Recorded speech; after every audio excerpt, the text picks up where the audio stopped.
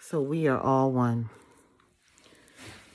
The way this came to me, my uncle had passed away. I come from the Jehovah's Witness religion long time ago. At this point, 30, getting ready to turn 31 years. Okay? And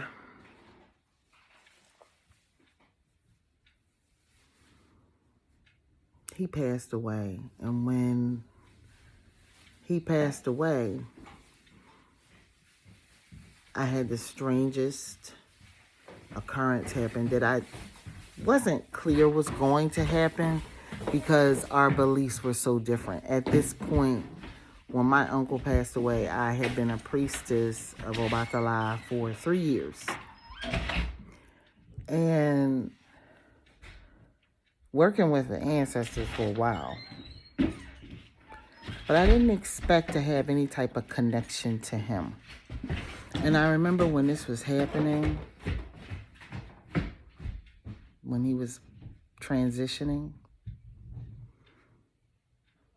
he reached out to me telepathically or spiritually, whichever way you want to put it. And I could hear him going like, I'm not going to be in no vegetable, because he was in a coma. But he had quickly come out of it and was in the process of transitioning. And what happened was, I'm hearing at my Boveda, my Agon area, my ancestor sacred space, I'm not going to be no vegetable. I'm getting ready to go. And I remember going, wow, like, we didn't have much of a relationship, especially once I became grown, because I just was going down the wayward path as far as witnesses were concerned. It was expected that I, the daughter of an elder and a pioneer, would have been in there. And honey, I was gone. I was gone for a while before he passed. And so I know for certain that my family, like, they didn't speak to me. I had been disfellowshipped or kicked out of that religion a long time ago. And when my family members were going to start passing, I knew for certain that was going to be a test of spirituality for me. Is this thing real? Right? And I knew it was, because I had had too many things just come together to give me ancestor lists of where my family members would not tell me stuff. So I was finding stuff in weird cycles, like just consistently ancestors would come through, like, boom, here goes some more information on the internet, or boom, meet a family member by accident, maybe from that internet information. And so here comes this test. This is an uncle I actually knew, like really knew. Most people, until he passed in my family, I did not know. I knew him. And so now I'm aware that this family member has passed. I'm a priestess in a tradition that believes in ancestor veneration, keeping their stories alive. And how's this going to work, right? Because you ain't talked to me when you was alive. Well, honey, he got to singing like a canary, a bit. And so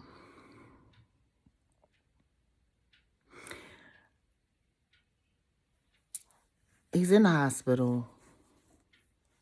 I know he's going to go because he had let me know he's going to go. And I got to tell y'all, I was grappling back and forth whether or not if I was hearing what I was hearing. And this will go on for some years. Past priesthood. You can be initiated and not trust your gifts, right? Or not be certain of what is going on until it happens so many times. You very clear. Oh, that's how it is. Yeah, that's how it is. That's how it is.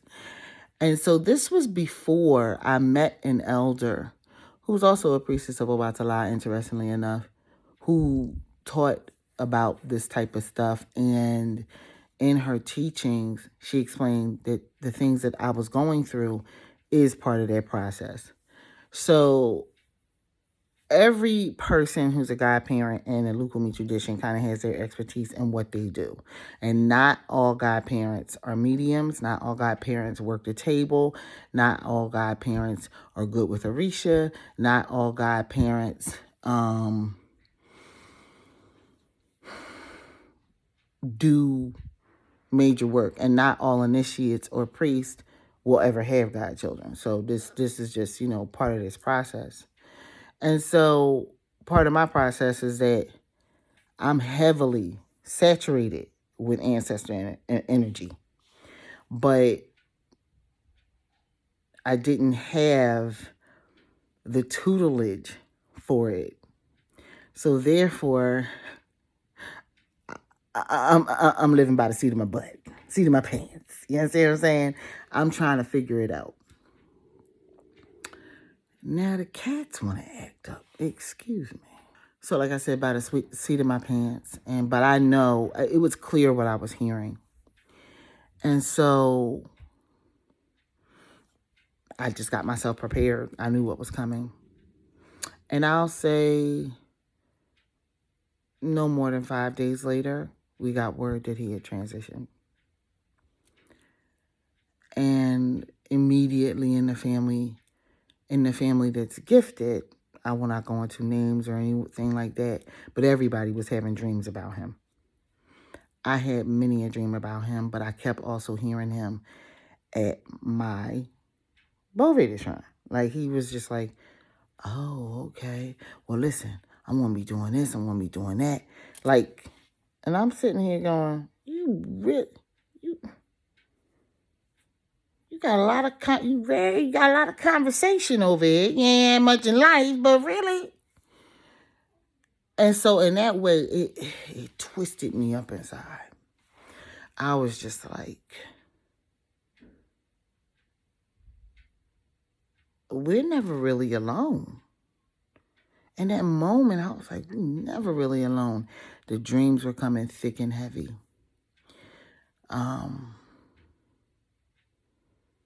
It depressed my mother, and you could feel the energy coming through the house of pure depression and malaise because she couldn't take this. It was very hard for her.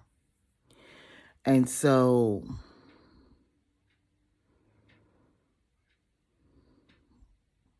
we go to his funeral. And on our way there, I will never forget it. I was driving. And this is when Spender's guilt started to kick in for me, and I started to recognize I had an issue, but I wasn't really full-blown on it then, because this is 11 years ago. I had gone shopping, so I was looking very sharp and everything for this memorial and funeral.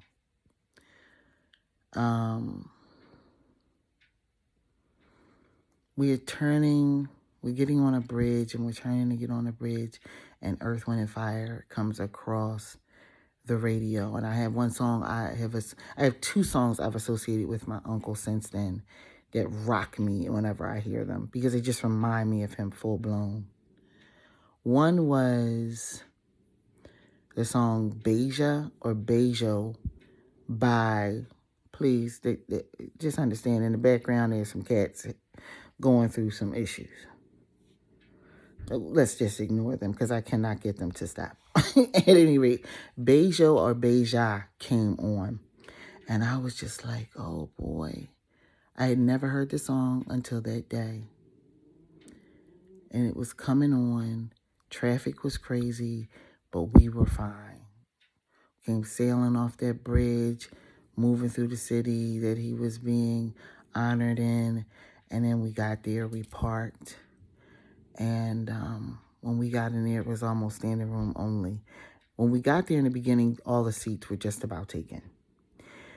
But once everything was getting ready to begin and everyone was coming to see him and express their condolences and express their relationship to him, it was standing room only. There were that many people there. And I remember I told one of my family members when he passed, because I called them, I said, please pull over, make sure you're good.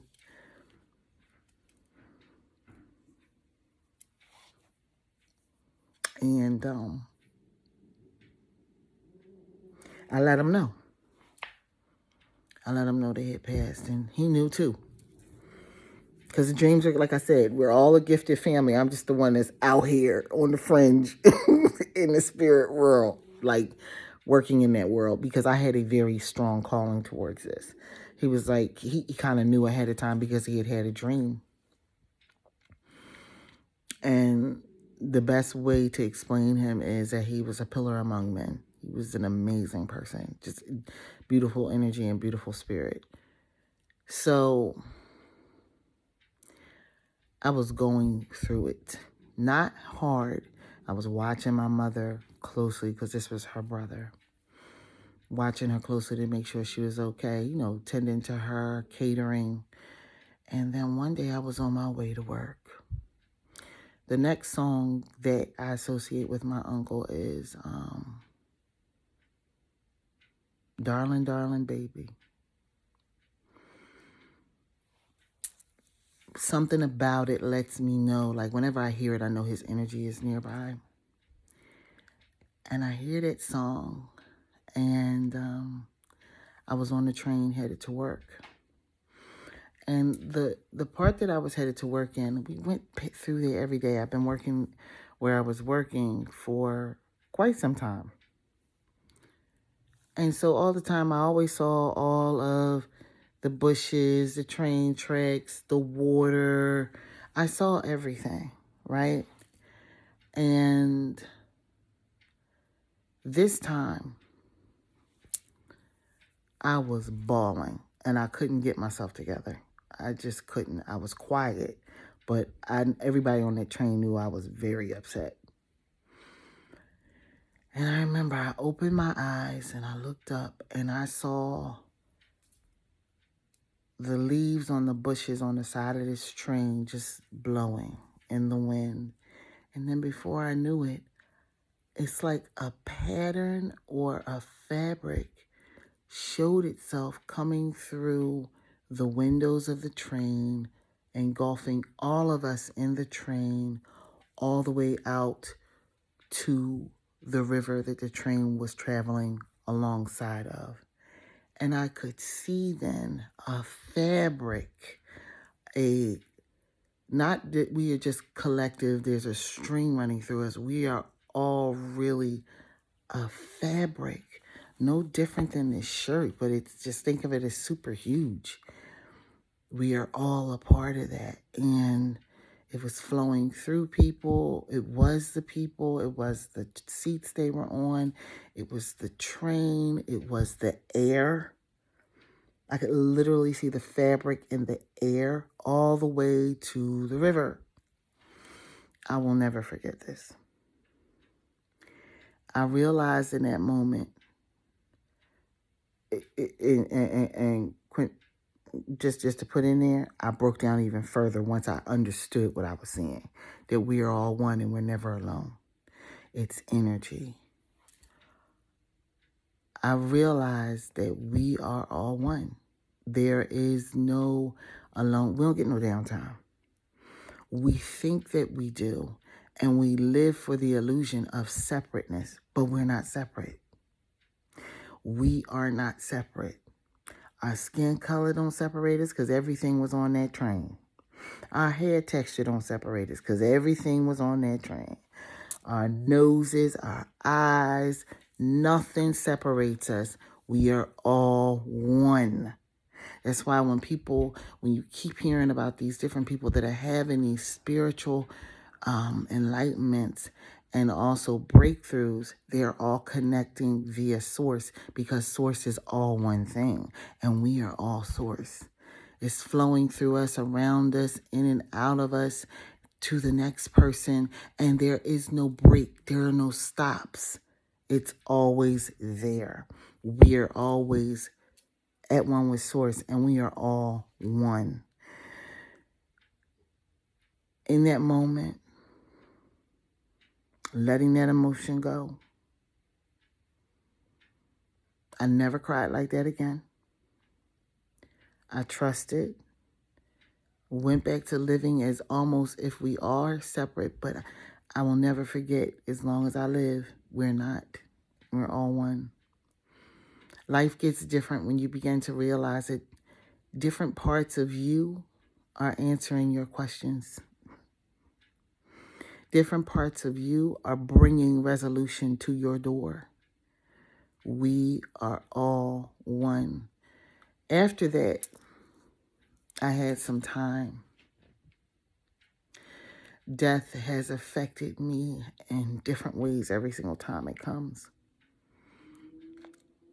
I'm going to tell another part, because I knew he was passing before we knew he was passing, but I didn't know it was going to be him. I knew it was going to be another family member, which it happened to be within a couple of months from him, okay? We are all one, and that's why we can hear death bells. You know how many, I know there are quite a few out there that know elders that say, I hear the death bells, I hear it, somebody's getting ready to go. That's why we feel a transition coming through, and different people feel it, hear it, see it, understand it, intuit it, know it in different ways.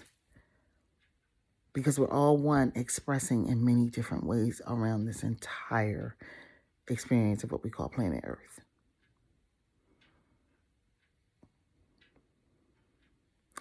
After that, my uncle did not need no resting time, honey. He was not like everybody else.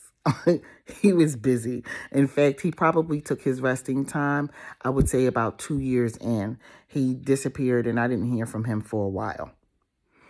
And it has to be 2 years in, because his triplet sister died just before that 2-year mark. And after that, he was gone for a while. I don't hear from him that often, but when he comes around, I either hear ba-da-ba-ba-ba-ba-ba, or I hear, ooh, you're my darling, darling baby. And then I know.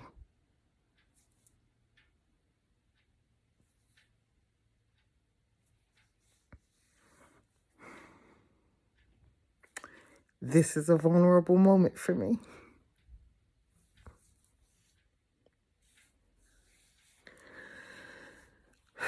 And at the same time, we got somebody sitting in this family called humanity that holds on, don't want to let go.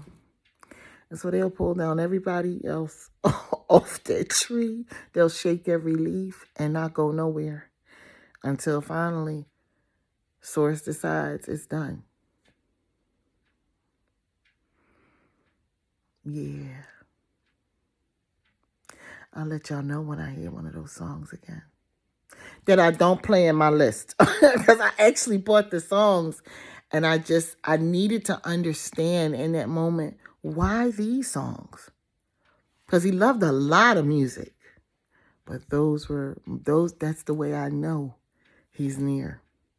There are other things too, and I'm not going to go into all that here, but we're all one. And sometimes he wants to express himself, or Source wants to express itself through my uncle in a different way. And come and tell me something. It's amazing. Just know that you're not alone. Peace, y'all.